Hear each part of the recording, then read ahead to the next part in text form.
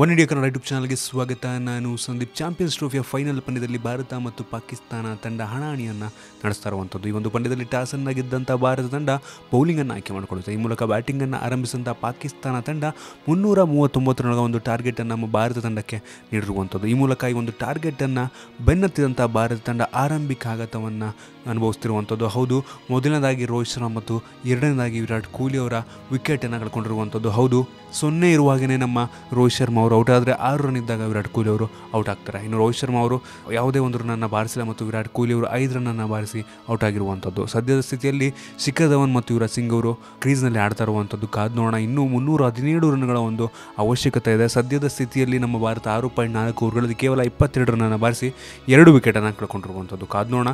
ಇನ್ನು ಬ್ಯಾಟ್ಸ್ಮನ್ಗಳಿದ್ದಾರೆ. ಧೋನಿ ಇದ್ದಾರೆ, ಕೇದಾರ್ ಜಾಧವ್ ಇದ್ದಾರೆ, ಹಾರ್ದಿಕ್ ಪಾಂಡ್ಯ ಮತ್ತು ಜಡೇಜಾ ಅವರು ಕೂಡ ಇದ್ದಾರೆ.